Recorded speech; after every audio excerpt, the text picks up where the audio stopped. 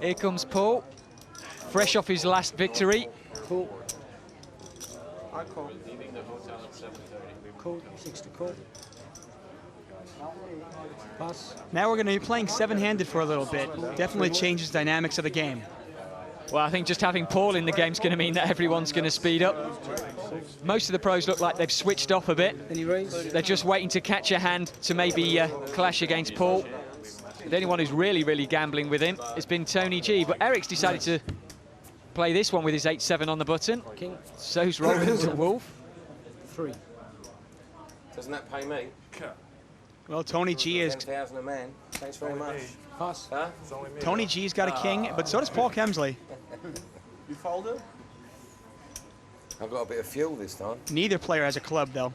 Check. Well, on the basis I won it, I may as well bet it. 10,000. 10,000. Isn't it? And you know what? He certainly seems to be enjoying himself here, Paul. How much do you like your hand now, Tony? 10,000's the bet. No, he's got top pair, no kicker, and no club to redraw to. He's got to throw it away, and he does. I'm expecting this one to go into the coffers of PK. I probably want to call it on the inside. I don't know where I am. 100,000 back there. Mike, just look at how lucky you got. You saved 30,000. Honestly. Because you should have had I'm not being 30,000. funny, I'll go downstairs and have a go. They're obviously lucky. And we are back. Action here on Kemsley. PK's first to act. He's got Jack 9 offsuit. He's definitely the man of the hour, having just sent Mike Matusow to the felt and out the door. 6. I call. 6 call. Pass. Tony G's in this one. Once again, we're seven-handed, but what a 7 we've got. And raise to 5. 4-7 to call. Pass. Take it, Eric. Take it. Seidel likes his king 10 of diamonds, and he's going to take it down.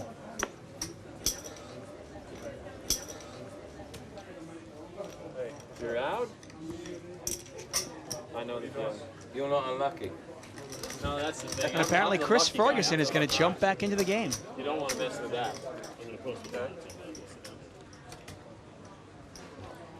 So as Chris Ferguson sits down, we're pretty much still seven-handed. Oops. Okay, so play both of them. It's not unlucky. He missed that. He saved himself 10 grand. What's happening through? Coming back in? It's lucky for the props. Yeah, he's lucky for the props. How much is that worth? Slide that over to him. Slide that over to him. Okay. I don't have to pay for it. There's always a seat at the table for you. Action, Chris Ferguson joins us again. And your antes, please. Okay, I can't do it tonight. Back in the game, Chris Ferguson, in his first stint, played it real tight. The 2000 World Series of Poker main event champion. You wonder if he'll loosen up a little bit. I don't think Chris is going to loosen the game up too much. I think Paul Kenzie's already loosened the game up. Nobody said he had to call 170,000. I think Chris is just hoping to catch a little bit of the dregs before the end.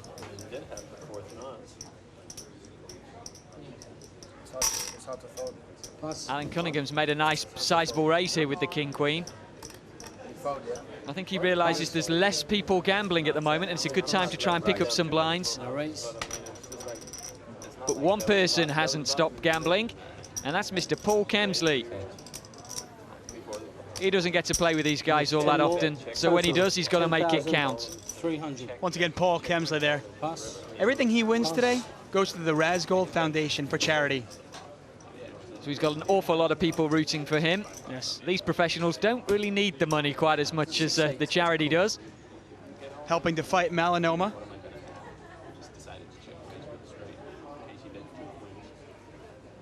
It's quite a sizable re-raise here for Alan. Alan might think he has the best of it, but King-Queen offsuit might not be the hand you want to go to war with. Unbelievable.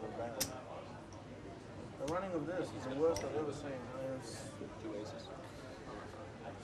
By that stage, it's just like, I can't really have fun. Well, he's laid it down. And the re-raisers got through there from Paul Kemsley with Jack 7. Someone got to get some guts and Cool. pop it one time. Raise. Raise. There you go. He's showing some class. Phil Ivey limps in with the queen 10 off. That's it. 5,000 total. PK is going to raise it up here with a You suited can prove king. yourself. I call. You can tell by the action that it's pretty well we're the gambling. last few hands of the evening. Everyone wants to gamble. Wow, what a hand to get this late in the evening. Oops, he's reaching for a stack. You might make it like 25. Cost him an awful lot later on, earlier on rather. Crazy Razy, here he comes. Raisy Razy Daisy, there it is. Raise. He's trying to is that? keep at least 20. one player in. 19. That's not much. 14 each. Pass. Tony G making it sound like it's not going to cost a lot. Pass. I think he still wants to gamble. All in. All in. Wow, an all-in from Paul Kemsley. Don't worry about me. And PK has moved all in here. He has moved right into Alan Cunningham's aces. And, well, you know what? Alan really played great.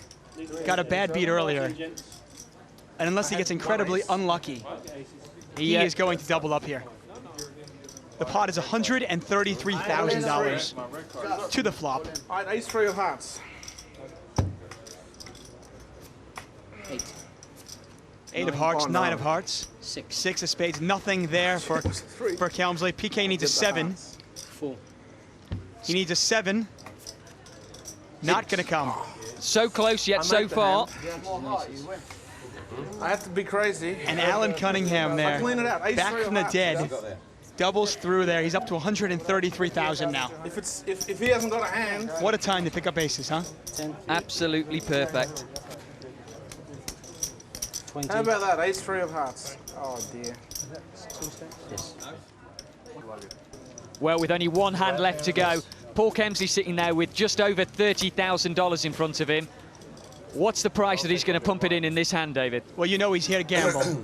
Still having a good time, still smiling, still laughing. I'm sure he'll gamble. Not a bad hand to gamble with here. 7-5. Well, he's nines. announced all in. I What saw is it coming. He's just going to put $31,000 in there Pass. in a gamble. Let's see if anyone's going to call. Well, let me ask you this. Now, obviously, it's all gamble. How strong a hand do you need to call?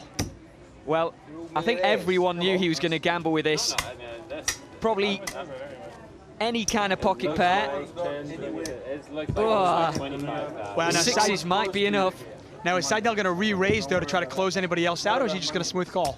Well, the problem is if he re-raises here, he could walk into a bigger hand behind him. It is a tricky one to play him. Unlikely for Roland to call that one. 10,000.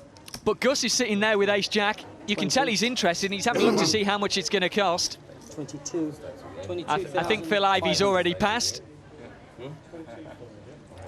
Pass. But Eric Seidel's passed. The sixes aren't going to be gambling.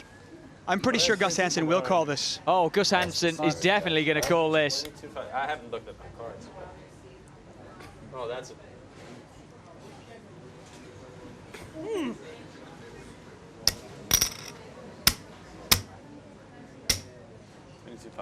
Well, I'm not going to fold if Phil wanted to do something. All in? So I'm just shoving in the rest, just in case. Yeah. He's decided he's shoving in the rest. It's an all-in from What about the other dudes? Gus Hansen. Oh, okay. might be winning. He's making sure he's getting this one heads up. That would have been a good spot to pick up aces if you It were Phil Ivey. certainly would. It would have been interesting to find out what Phil would have needed to call that bet. Believe it or not here, PK is actually not in that bad shape. He's got live cards.